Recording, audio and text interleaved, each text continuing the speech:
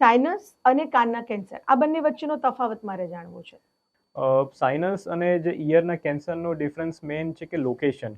Sinus અને જે નોઝની location હોય છે આગળના ભાગમાં હોય છે અને ઇયરના કેન્સરની પાછળના ભાગમાં હોય છે. એટલે જનરલી શું હોય છે કે ઇયર કેન્સરમાં થોડું રસી આવે અને દુખાવો થાય. સાઇનસ કેન્સરમાં એટલું બધું સ્ટાર્ટિંગમાં દુખાવો નથી થતો. એમાં તો મોસ્ટલી રસી આવે, નેઝલ બ્લોક થાય અને બ્લીડિંગ થતું હોય છે. ઓકે, આ બંને તફાવતથી આપણે થોડું એને આઈડિયા લગાવી શકીએ કે આપણે કયા સ્ટેજ તરફ આગળ વધી રહ્યા છે. હવે સવાલ એ પણ છે કે ધ્યાન શું રાખવું, એટલે કે થાય છે કેવી રીતે, શું કોઈ એવી આપણી હેબિટ છે, ધૂમ્રપાન છે કે કોઈ અન્ય હેબિટના કારણે થતું હોય છે, શું કહેશો તમે? હેબિટ જે છે, સ્મોકિંગ એ એવો ફેક્ટર છે કે ઇટ ઇઝ એન એટ્રીબ્યુટેબલ ફેક્ટર. એટલે એવું બધું કહેવામાં આવે છે કે સ્મોકિંગથી આ બધા નોઝના કેન્સર થવાની સંભાવના ઊભી જ હોય છે.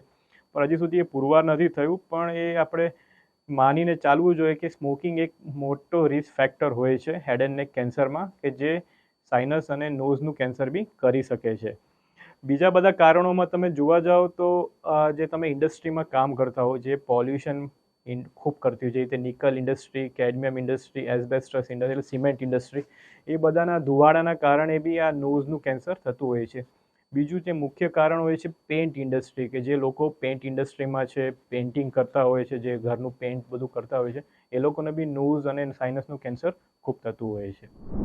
આ વિડીયોને વધુ વિગતવાર જોવા માટે ડિસ્ક્રિપ્શનમાં આપેલી લિંકને ક્લિક કરો અને આરોગ્યને લગતી આવી જ ઉપયોગી માહિતી માટે આ ચેનલને સબસ્ક્રાઇબ કરો.